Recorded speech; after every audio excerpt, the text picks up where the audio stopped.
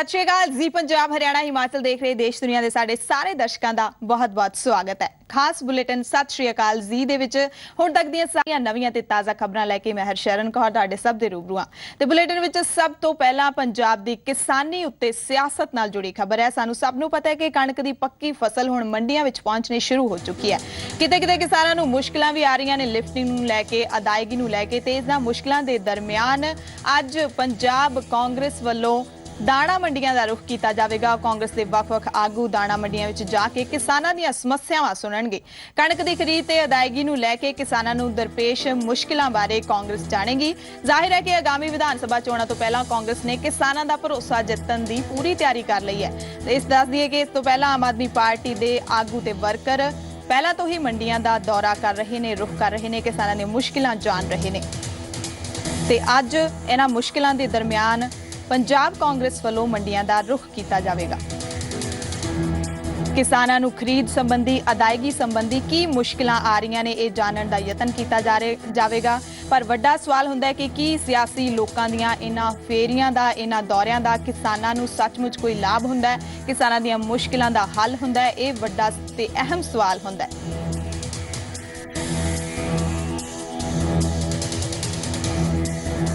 सो दस दिए कि 1 अप्रैल तो दाणा मंडियां दे विच कणक दी फसल शुरू कर दी गई सी आउणी ते किसान कणक दी फसल लैके पहुंच रहे ने मंडियां दे विच। उन्हां नूं मुश्किलां भी आ रही ने लिफ्टिंग दे विच, अदायगी दे विच, पर किते किते प्रबंध दुरुस्त भी देखे जा रहे हैं।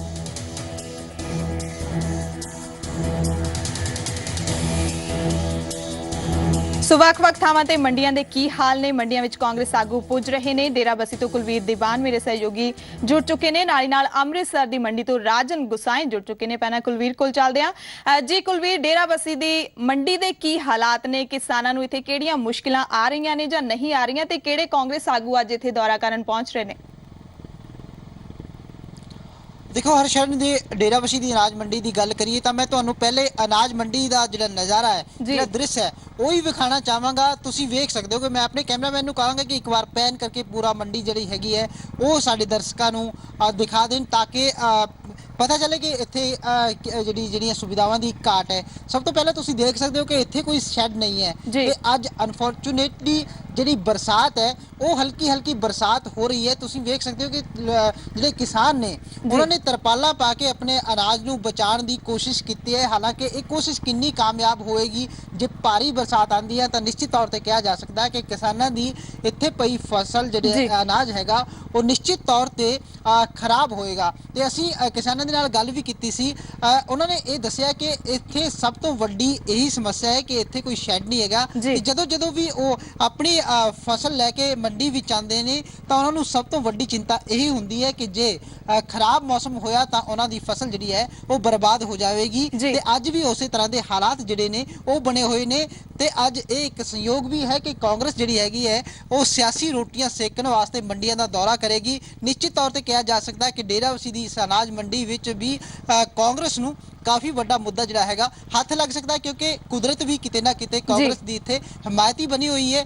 काले बादल जिहड़े हैगे ने वो छाए हुए ने ते जी कुलवीर बिल्कुल असीं देख रहे हैं कि मौसम भी हुण अन्नदाता ते भारी पै रहा है। जिस तरह इत्थे शैड नहीं है, किसानां दी फसल है जिहड़ी वो ढकण दे लई, नाल ही नाल अज बरसात भी हो रही है, मींह पैना भी शुरू हो गया हल्का हल्का, ते अज कांग्रेस भी आ रही है। सो अज जे ज्यादा मींह पैंदा है, किसानां दी फसल बर्बाद होण दे पूरे चांस ने, तां की इत्थे अज पहुंचण वाले सियासी लीडर अज ही उन्हां दी किसी परेशानी का हल कर पाउणगे? की किसानां नूं उन्हां तों कोई आस रखनी चाहिदी है?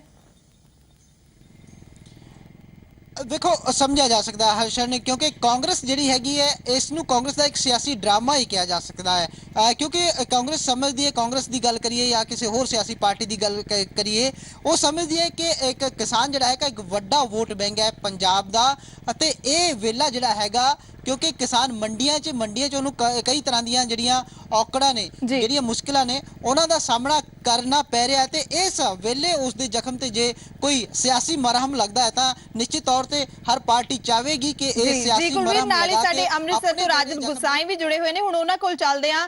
राजन, इत्थों दी जो अनाज मंडी है उस दे की हालात ने? उत्थे किसान संतुष्ट ने जां परेशान ने? ते किहड़े आगू कांग्रेस दे अज इत्थे पहुंच रहे ने दौरा करन?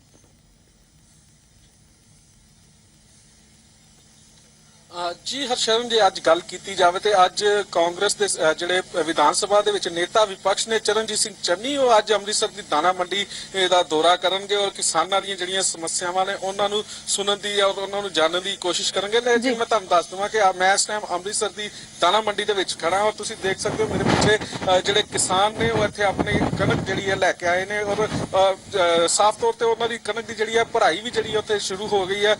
ਜੇ ਗੱਲ ਕੀਤੀ ਜਾਵੇ ਤੇ ਇੱਥੇ ਪਨ ਗ੍ਰੇਨ ਮਾਰਕਫੈਡ ਔਰ ਜਿਹੜੀ FCI ਹੈ ਉਹਨਾਂ ਵੱਲੋਂ ਜਿਹੜੀ ਕਣਕ ਦੀ ਹੈ ਉਹ ਭਰਾਈ ਕੀਤੀ ਜਾ ਰਹੀ ਹੈ। ਲਿਫਟਿੰਗ ਜਿਹੜੀ ਆ ਕੱਲ ਤੱਕ ਹੋ ਚੁੱਕੀ ਸੀ ਔਰ ਜਿਹੜੀ ਨਵੀਂ ਕਣਕ ਇੱਥੇ ਆ ਰਹੀ ਉਹਦੀ ਲਿਫਟਿੰਗ ਅੱਜ ਭਰਾਈ ਹੋ ਰਹੀ ਹੈ ਔਰ ਉਸ ਤੋਂ ਬਾਅਦ ਸ਼ੁਰੂ ਹੋ ਜਾਏਗੀ। ਔਰ ਜੇ ਕਿਸਾਨਾਂ ਦੀ ਗੱਲ ਕਰੀਏ ਤੇ ਇੱਥੇ ਜਿਹੜੇ ਰਾਤ ਨੂੰ ਜਿਹੜਾ ਹਨੇਰੀ ਚੱਲੀ ਸੀ ਔਰ ਉਸ ਤੋਂ ਬਾਅਦ ਬਾਰਿਸ਼ ਵੀ ਜਿਹੜੀ ਹੋਈ ਸੀ ਉਹ ਲੇਕਿਨ ਇੱਥੇ ਸ਼ੈੱਡ ਵਗੈਰਾ ਜਿਹੜੇ ਹੈਗੇ ਉਹਦੇ ਕਾਰਨ ਜਿਹੜਾ ਬਚਾਅ ਹੋ ਗਿਆ ਤੇ ਫਸਲ ਨੂੰ ਜ਼ਿਆਦਾ ਨੁਕਸਾਨ ਨਹੀਂ ਹੋਇਆ। ਹੁਣ ਇਸ ਟਾਈਮ ਮੌਸਮ ਕਾਫੀ ਸਾਫ਼ ਹੈ ਔਰ ਕਿਸਾਨ ਜਿਹੜੇ ਨੇ ਉਹਨਾਂ ਦਾ ਇਹੀ ਕਹਿਣਾ ਕਿ ਜਿਹੜੀ ਅੰਮ੍ਰਿਤਸਰ ਦੀ ਦਾਣਾ ਮੰਡੀ ਉੱਥੇ ਦੇ ਇੰਤਜ਼ਾਮ ਹੈਗੇ ਨੇ ਲੇਕਿਨ ਜਿਹੜੇ ਦੂਸਰੇ ਇਲਾਕੇ ਨੇ ਛੋਟੇ ਜਿਵੇਂ ਚੋਗਾਵਾ ਹੋ ਗਿਆ ਬਾਰਡਰ ਏਰੀਆ ਦੇ ਅਜਨਾਲਾ ਦੀ ਦਾਣਾ ਮੰਡੀ ਹੋ ਗਈ ਜਾਂ ਦੂਸਰੇ ਜਿਹੜੀ ਛੋਟੇ ਪਿੰਡਾਂ ਦੀ ਦਾਣਾ ਮੰਡੀ ਹੈ ਉੱਥੇ ਜ਼ਿਆਦਾ ਇੰਤਜ਼ਾਮ ਨਹੀਂ, ਉੱਥੇ ਜੇ ਲਿਫਟਿੰਗ ਸ਼ੁਰੂ ਨਹੀਂ ਉੱਥੇ 2-2 3-3 ਦਿਨ ਕਿਸਾਨਾਂ ਨੂੰ ਮੰਡੀਆਂ ਦੇ ਵਿੱਚ ਰੁਕਣਾ ਪੈਂਦਾ ਹੈ। ਇਸ ਲਈ ਕਿਸਾਨ ਜਿਹੜੇ ਨੇ ਉਹ ਅੰਮ੍ਰਿਤਸਰ ਦੀ ਦਾਣਾ ਮੰਡੀ ਦਾ ਰੁਖ ਕਰ ਰਹੇ ਨੇ ਕਿਉਂਕਿ ਇੱਥੇ ਜਿੰਨੀਆਂ ਵੀ ਖਰੀਦ ਏਜੰਸੀਆਂ ਨੇ ਉਹ ਇੱਥੇ ਆ ਕੇ ਜਿਹੜੀ ਕਣਕ ਦੀ ਖਰੀਦ ਕਰ ਰਹੀ ਹੈ ਆੜਤੀਆਂ ਦੇ ਥਰੂ ਜਿਹੜੀ ਹੈ ਖਰੀਦ ਕਰ ਰਹੀ ਹੈ। ਰਾਜਨ ਸਾਹਿਬ ਬਹੁਤ ਚੰਗੀ ਗੱਲ ਹੈ ਕਿ ਇਸ ਅੰਮ੍ਰਿਤਸਰ ਦੀ ਅਨਾਜ ਮੰਡੀ ਦੇ ਵਿੱਚ ਜਿਹੜੇ ਖਰੀਦ ਦੇ ਪ੍ਰਬੰਧ ਨੇ ਉਹ ਦਰੁਸਤ ਨੇ। ਸੋ ਰਾਜਨ, ਅੱਜ ਜਿਸ ਤਰ੍ਹਾਂ ਕਾਂਗਰਸ ਦੇ ਆਗੂ ਇੱਥੇ ਪਹੁੰਚ ਰਹੇ ਨੇ ਮੰਡੀਆਂ ਦਾ ਦੌਰਾ ਕਰਨ, ਕਿਸਾਨਾਂ ਦੀਆਂ ਮੁਸ਼ਕਲਾਂ ਸੁਣਨ, ਕਿਸਾਨਾਂ ਦਾ ਇਸ ਦੌਰੇ ਦੇ ਸੰਬੰਧੀ ਕੀ ਕਹਿਣਾ ਹੈ, ਕੀ ਸੋਚਦੇ ਨੇ?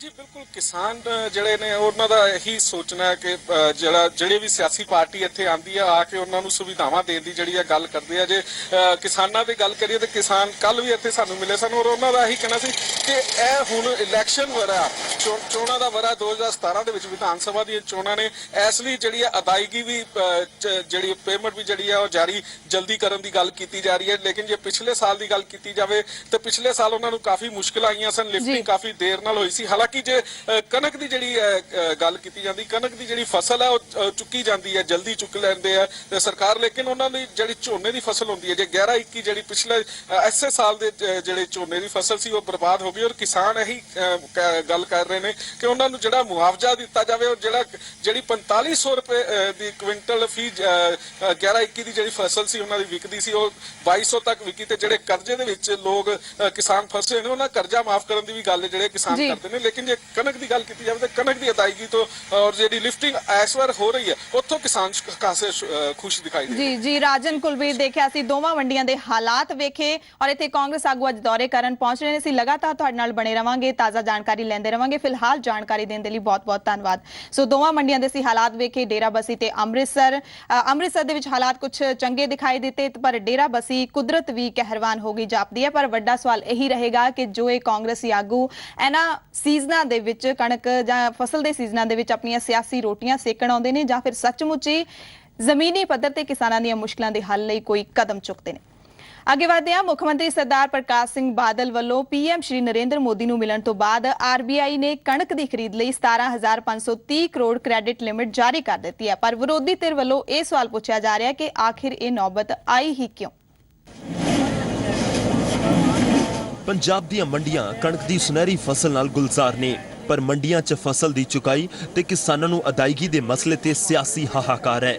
ਮੁੱਖ ਮੰਤਰੀ ਦੀ ਅਰਜ਼ ਤੇ ਬੇਸ਼ੱਕ RBI ਵੱਲੋਂ 17,530 ਕਰੋੜ ਰੁਪਏ ਦੀ ਕੈਸ਼ ਕ੍ਰੈਡਿਟ ਲਿਮਿਟ ਜਾਰੀ ਕਰ ਦਿੱਤੀ ਗਈ ਹੈ ਪਰ ਵਿਰੋਧੀ ਪਾਰਟੀਆਂ ਨੂੰ ਵਿਹੜੇ ਆਈ ਜਨ ਤੇ ਵਿਨੋ ਕੁੜੀ ਦੇ ਕੰਨ ਵਾਲੀ ਪੰਜਾਬ ਸਰਕਾਰ ਦੀ ਕਾਰਜਸ਼ੈਲੀ ਤੇ ਇਤਰਾਜ਼ ਹੈ।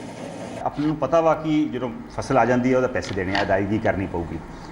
ਸਰਕਾਰ ਪ੍ਰੀਪੇਅਰਡ ਨਹੀਂ ਸੀ ਇਹਦੇ ਵਾਸਤੇ ਚਾਹੀਦਾ ਤੇ ਸੀ ਕਿ ਪਹਿਲੋਂ ਜਾ ਕੇ ਪਤਾ ਕਰਦੇ ਵੀ ਸਾਡੇ ਕੋਲ ਕਿੰਨੇ ਪੈਸੇ ਆ। ਜੇ ਅਦਾਇਗੀ ਨਹੀਂ ਹੋ ਰਹੀ, ਪੈਸਾ ਨਹੀਂ ਆ ਰਿਹਾ, CCL ਉੱਥੋਂ ਨਹੀਂ ਆ ਰਿਹਾ, ਕੈਸ਼ ਕ੍ਰੈਡਿਟ ਲਿਮਿਟ ਜਿਹੜੀ ਹੈ ਉਹਦੇ ਮੁਤਾਬਕ ਪੈਸਾ ਨਹੀਂ ਆ ਰਿਹਾ, ਕੀ ਵਜ੍ਹਾ ਵਾ? ਸੋ ਪਹਿਲੋਂ ਤੁਸੀਂ ਕੋਈ ਇਹਦੇ ਕਦਮ ਚੁੱਕੇ ਨਹੀਂ, ਨਾ ਅਫੀਸ਼ੀਅਲਸ ਨੇ ਨਾ ਜਿਹੜਾ ਇਹਦਾ ਮੰਤਰੀ ਹੈ। ਨੇ ਪੈਸਾ ਰਿਲੀਜ਼ ਕਰ ਦਿੱਤਾ ਹੈ ਜੀ, ਉਹ ਪੈਸਾ ਰਿਲੀਜ਼ ਹੋਇਆ ਹੈ ਤੇ ਉਹ ਫੌਰੀ ਤੌਰ ਤੇ ਲੋਕਾਂ ਤੱਕ ਪਹੁੰਚ ਜਾਣਾ ਚਾਹੀਦਾ ਹੈ। ਅਜੇ ਤੱਕ ਵੀ ਕਿਸਾਨ ਮੰਡੀਆਂ ਦੇ ਵਿੱਚ ਰੋ ਰਹੇ ਹੈ, ਉਹਨਾਂ ਦੀ ਫਸਲ ਰੋਲ ਰਹੀ ਹੈ। ਮੈਂ ਸਮਝਦਾ ਕਿ ਅਜੇ ਤੱਕ ਕੋਈ ਸੁਧਾਰ ਹੋਇਆ ਨਹੀਂ ਹੈ। ਉਧਰ ਹਾਕਮ ਧਿਰ ਦਾ ਮੰਨਣਾ ਹੈ ਕਿ ਇਸ ਪੂਰੇ ਮਾਮਲੇ 'ਚ ਕੋਈ ਤਕਨੀਕੀ ਗਲਫਤ ਸੀ ਜੋ ਹੁਣ ਦੂਰ ਹੋਈ ਹੈ ਤੇ CCL ਦਾ ਇੱਕ ਹਿੱਸਾ ਜਾਰੀ ਹੋ ਗਿਆ ਹੈ। ਨਾਲ ਹੀ ਉਹ ਸੂਬਾ ਸਰਕਾਰ ਦੇ ਕਿਸਾਨ ਹਿਤੈਸ਼ੀ ਹੋਣ ਦਾ ਦਾਅਵਾ ਵੀ ਕਰ ਰਹੇ ਨੇ। तब में कहीं ना कहीं कुछ डिस्क्रिपेंसीज पॉइंट हुई थी जो पंजाब सरकार के हिसाब से एक कन्फ्यूजन है, क्योंकि हमारा इनसे बहुत सारा अमाउंट लेना केंद्र सरकार से बनता है और वो उनके पास है और वो उसको रिकंसाइल नहीं कर रहे हैं।